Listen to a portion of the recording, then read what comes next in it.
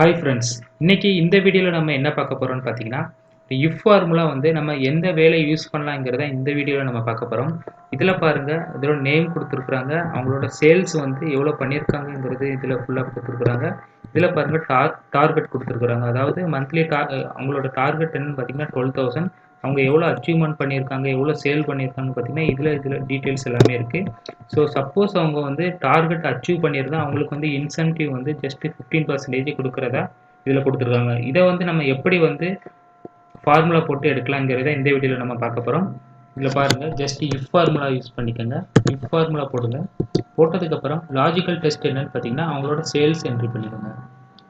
அதுக்கப்புறம் என்னன்னு பார்த்தீங்கன்னா உங்களுக்கு வந்து கிரேட்டர் தென் சீக்வல் கொடுங்க. டார்கெட் செலக்ட் பண்ணிக்கோங்க. செலக்ட் பண்ணதுக்கப்புறம் கமா கொடுங்க. கமா கொடுத்ததுக்கப்புறம் பாருங்கள், வேல்யூ இஃப் ட்ரூவாக இருந்துச்சுன்னா நம்ம என்ன பண்ணுறோன்னு பார்த்தீங்கன்னா அவங்களுக்கு வந்து 15% வந்து இன்சென்டிவ் கொடுக்கணும். ஸோ இதே சேம் காலம் செலக்ட் பண்ணிட்டு இன்ட்டு 15% என்ட்ரி பண்ணிக்கோங்க.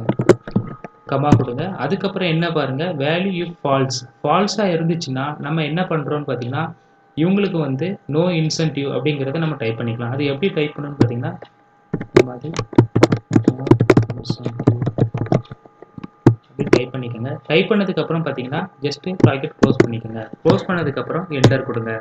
என்டர் கொடுத்ததுக்கப்புறம் பாருங்கள், இதில் வந்து அவங்களுக்கு வந்து ஸோ இது வந்து அவங்க வந்து 15% வந்து அவங்க வந்து டார்கெட் வந்து அச்சீவ்மெண்ட் பண்ணியிருக்காங்க. ஸோ அவங்களுக்கு வந்து இன்சென்டிவ்னு பார்த்தீங்கன்னா 1998 ருபீஸ் வந்து அவங்களுக்கு கிடைச்சிருக்கு. ஸோ இதே இதை நீங்கள் வந்து காப்பி பண்ணி எல்லா காலமும் வந்து ஃபில் பண்ணிடுங்க. ஃபில் பண்ணதுக்கப்புறம் பாருங்கள், இவங்க வந்து இதை வந்து அச்சீவ்மெண்ட் பண்ணல.